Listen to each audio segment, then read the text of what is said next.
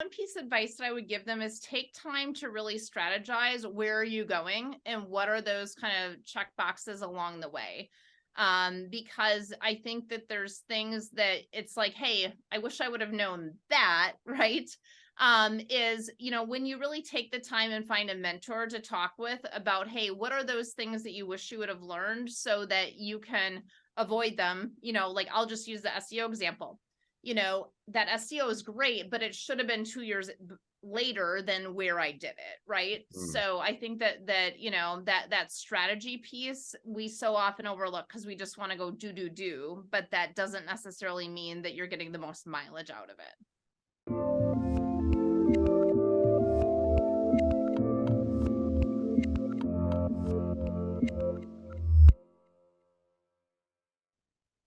Hey everyone, this is Devin Miller here with another episode of The Inventive Journey. I'm your host, Devin Miller, the serial entrepreneur that's grown several startups into 7- and 8-figure businesses, as well as a founder and CEO of Miller IP Law, where he helps startups and small businesses with their patents and trademarks.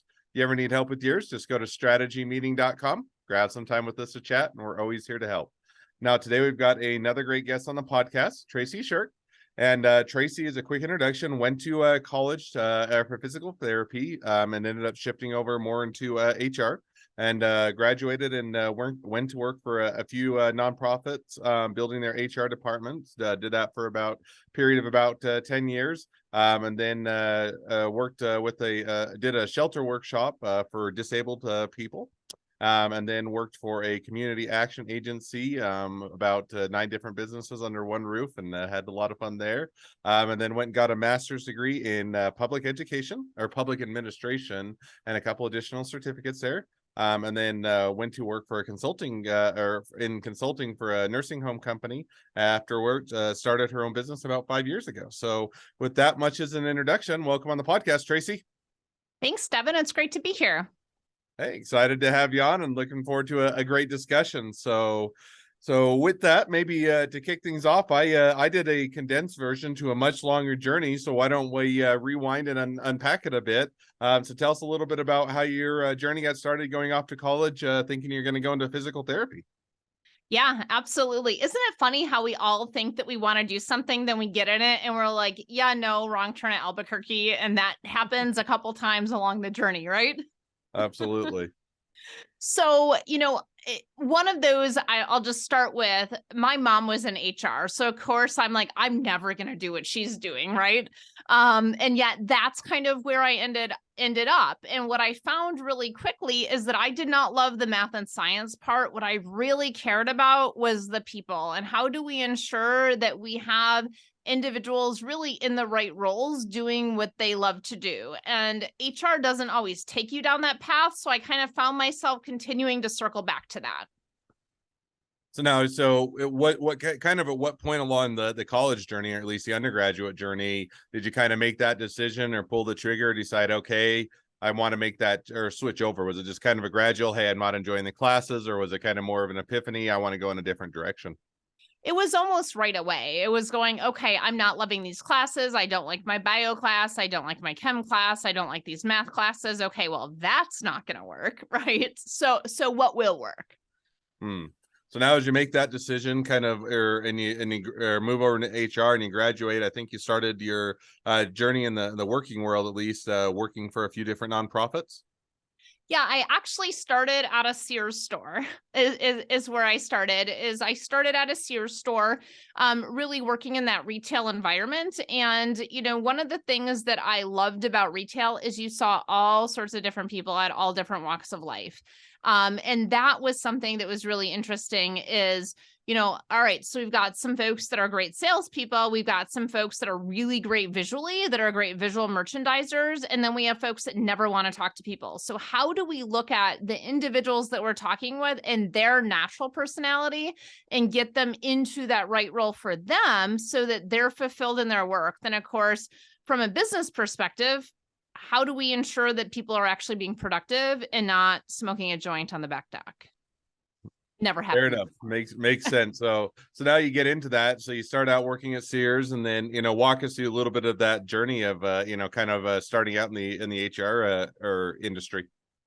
Yeah, absolutely. So from there, I went into a nonprofit organization, and this was a shelter workshop for the developmentally disabled. And what was so fantastic about that is that we're hiring individuals to really serve those folks, right? And so I think that for me is where that spark went off on, if you have folks in the right job that truly appreciate work and are fulfilled in the work that they're doing, it's not about all these other things. And so, building that human resources department, really working with folks to align to the right job, really started to build that spark. But also for me, I was doing payroll, I was doing benefits, I was doing very, very task oriented things at that point in my career, because I think we all have different seasons in life, right? So what's that season that you're currently in? I was in I want to grow my career as fast as possible. So I'm going to do the things I need to do to get to that level. Then I'm going to go to the next level. And I think it's looking at that and saying, all right, so I'm going to go get my payroll certification. I'm going to climb these things. And then it was, well, I don't really like this. So why the heck am I doing it? And this is where that theme of what does fulfilling work look like for me? And where are we at with that season of life? And so at that point, I had essentially outgrown that role. I'd had my second child. I'm going, okay, it's time to move into that next role. So it was, again, another nonprofit organization into a management position. And that's where the fun came in with, you've got 9 different businesses under one roof. So how do you do human resources in 9 different industries? And that's what was fun. So now before you get into or I guess you did that for the, community action agency. Is that right? Yes. So now how long did you do that? Because certainly that's a juggle and 9 different businesses under a roof and trying to manage that and do the HR there and kind of do that or task is certainly sounds like even more than a full-time job. But how long did you do that and kind of how did it go? Because I think eventually you went back to get a master's degree. So kind of maybe walk us through a little bit about working there and then what led to the master's. Yeah, absolutely. So I was there for 5.5 years. And while I was there, I went back and I got my master's degree in public administration. One of the things I will say is, in any journey that you're on, make sure you ask really good questions. And I think it's so important to know what you want and be open to what you don't know, right? So, in any journey, who are those mentors that are around you that see you bigger than you see yourself? Right. And as business owners, I think that's something that's really important, is what is the need? What's something that others see? So when I went back and got my master's degree, I found a loophole in, that the school had, where I actually only paid for books and school fees. I didn't pay at all for my master's program because it was written into the state budget. So like, those things are out there, and be sure to look for them. So now you get the master's degree as you're continuing to work with the agency there, or with the community action agency. Now you come out of there, and I think at one point along the journey you switched to working for a nursing home company, or kind of what prompted or motivated kind of that switching gears a bit, or kind of what did you do there? Yeah, absolutely. That's a great question. So, within nonprofit organizations, everything is funded. So funding comes, funding goes, individuals shift, right? So my position was actually eliminated within that nonprofit organization. And so that's really when I took a step back and said, hey, what is it that I really want to do? And consulting had always been one of those kind of things for me, because I tended to get bored easily within one area. So that's when I stepped into, it was a director position for a nursing home, serving 12 nursing homes, really in building their talent strategies inside the nursing homes from a local level. So again, back to fulfilling work, back to community-based, et cetera. And so with that, they very quickly said, hey, do you want to become a nursing home administrator? Second wrong turn at Albuquerque, right? So I went and got my NHA, said, this is totally not for me. It's all about government regulation, and it's not about people. It's not about fulfilling work. Don't want to do it. Mm, And so that's when I shifted working for a CPA firm doing HR consulting. And that was really kind of that of the toe in the water, working with small businesses, really building, taking everything that I'd done in these other organizations where I was really building the HR departments up and doing this for small businesses in a consulting role. So now, because it sounds like in putting words in your mouth, but you're definitely are welcome to correct. You kind of got it or started out not wanting to do HR, got into HR, did it for a while, went to or jumped over to nursing, kind of got out of HR, and then gravitated back into it. So, kind of what was the reason why you kind of gravitated away from it, but also what kind of always tended to pull you back? Yeah, and again, it is when there's times where people see you bigger than you see yourself, right? And it was an opportunity that showed up that said, "Hey, if you want to grow, this is a great opportunity for you to grow." And Mm, again, what gravitated me back to HR was, "Hey, how do we build HR departments in a way that really has individuals be fulfilled and in their role so that we can optimize businesses," right? Because what we know is every business problem is really a people problem. But yet, when we have all of our focus on one area, we tend to kind of overlook the people doing the actual work. mm. And that is what I had found, within that nursing home administrator role, at least in that organization. I'm like, nope, not a fit. And I knew that really quickly. Makes perfect sense. So now you get into that role, you do that at the nursing home for a period of time. You kind of do that consulting, and then walk us through because I think it's at one point you decided to kind of transition over to doing your own business and doing your own structure. So kind of what was that portion of the journey? Yeah, absolutely. So that portion of the journey was really looking at and saying, okay, so we've got where we can go into a business and do the work for them on their behalf. And then there's a point where I'm definitely one that I would much rather see you learn the knowledge that you need to know so that you can grow personally. And from a small business nonprofit perspective, they're always looking at and saying, dollars, dollars, dollars. How can we get, the most bang for our buck, right?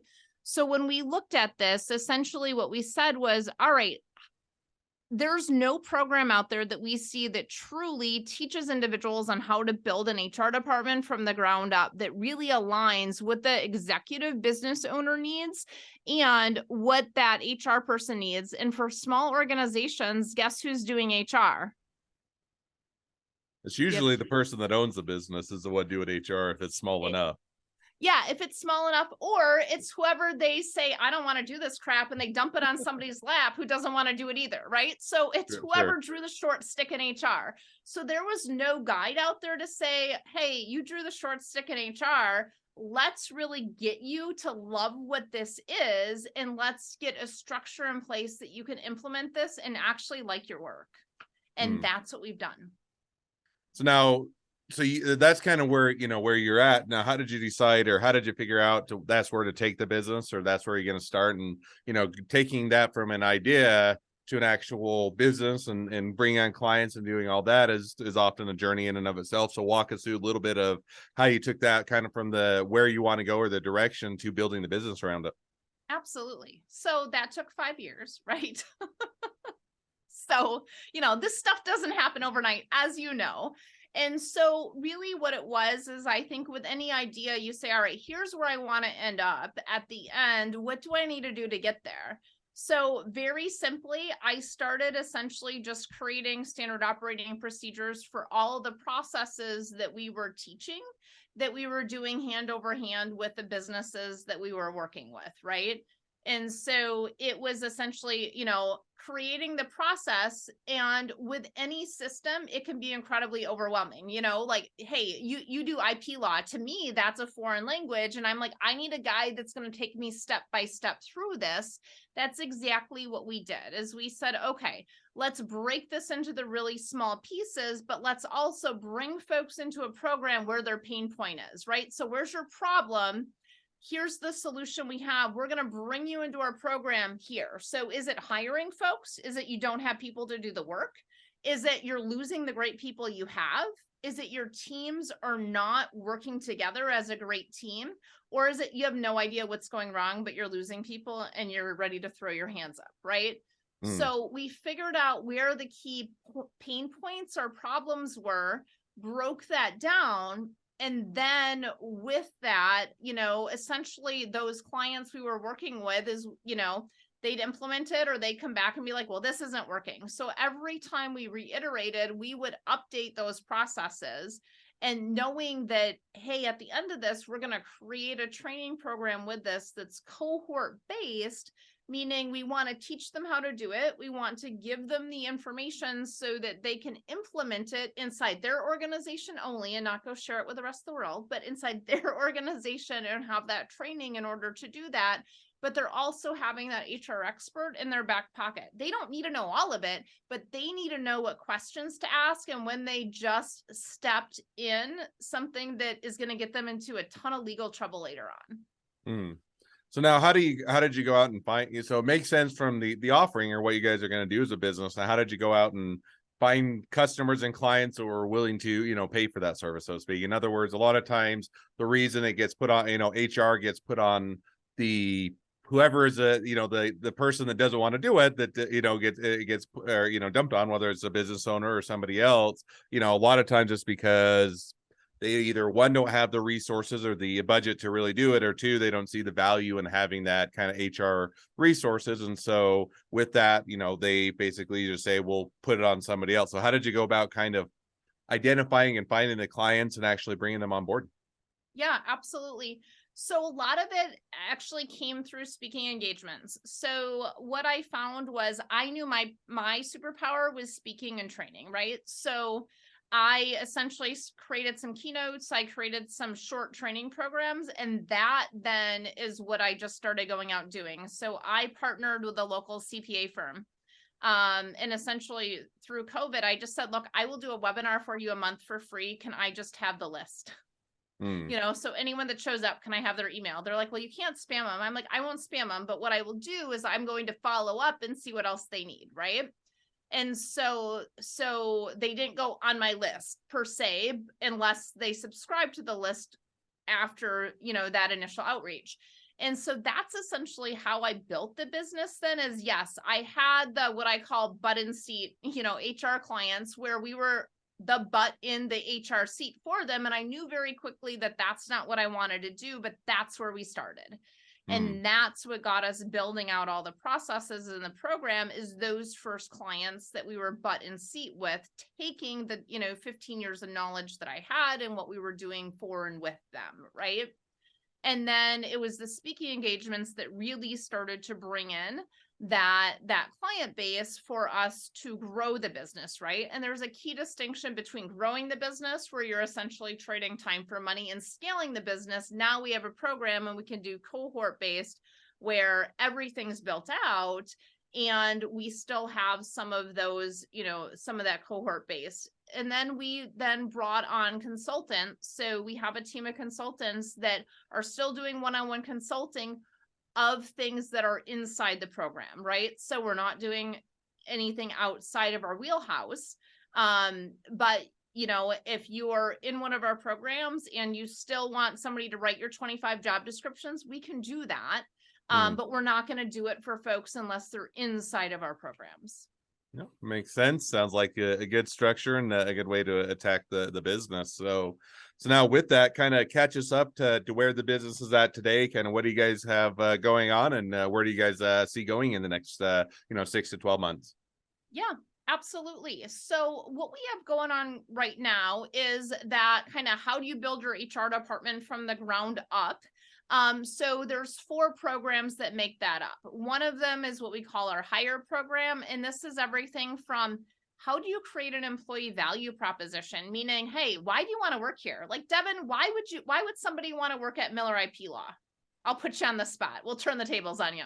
Because we're awesome. Okay, but everybody says they're awesome. So why are you awesome? No, that's like I don't know. No, I do know. I mean, it's a good question. I mean, I think that, working for us, we don't pay the highest, and we don't, we're not the big, huge law firm, but provides a flexibility of, hey, if you're looking for a more laid back lifestyle to where you can have a more regular work-life balance, where you're not hating being an attorney, if you're looking for more mentorship, more guidance to be able to get some direction as to how to become a better attorney, if you're wanting to work more closely with the clients, and you often do with a large law firm. I mean, those are some of the things that we would start to sell.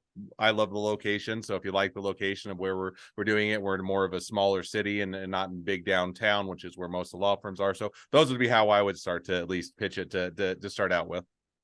And that's phenomenal, right? So that's the value proposition for a new staff coming in. So we start with that in this hire program, and essentially, hey, what's great about the organization? Then we dig more into the culture, right? So tell me about this laid back environment. Does that mean you're on Slack? Are you in person? Like, are you doing barbecues on Friday afternoon? Tell me more.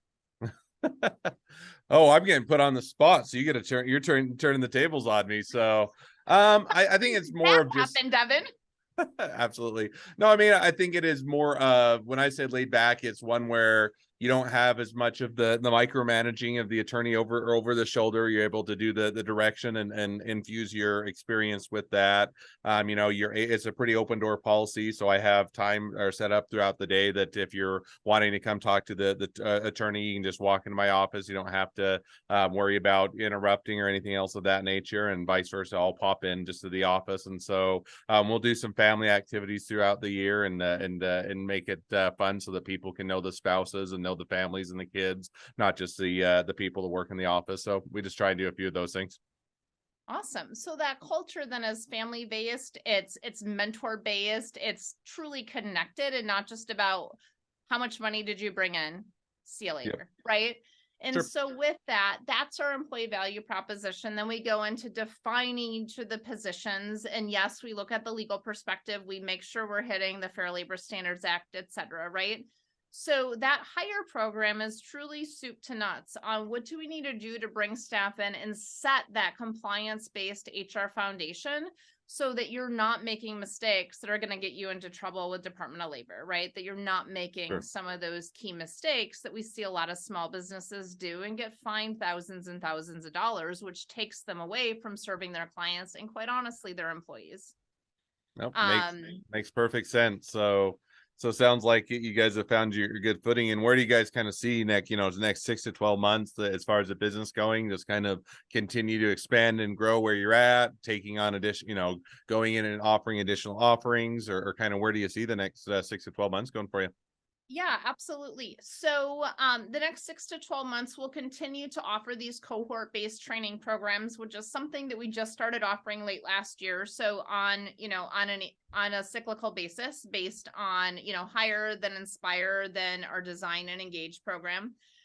We also have increased the number of corporate trainings that we do of going in and delivering corporate training, such as workplace empowerment. We have a 16-week leadership training program. We have a mentorship program for individuals that are line level to bring new staff on and have them stay past the first 90 days. And so that's one key area, is the training area. Then the third key area is really focusing on coaching mid-level managers and HR.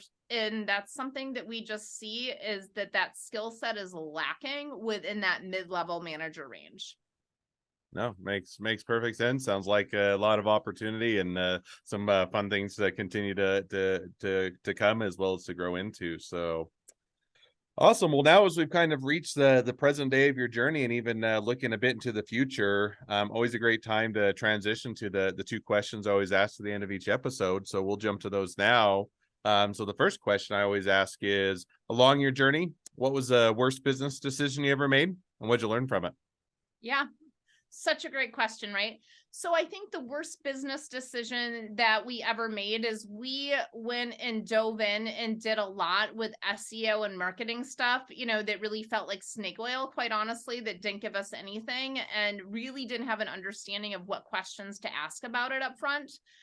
So that's something that, I would say is really get clear on what it is that you're doing and who you're serving, and build those personal relationships without trying to get a quick fix.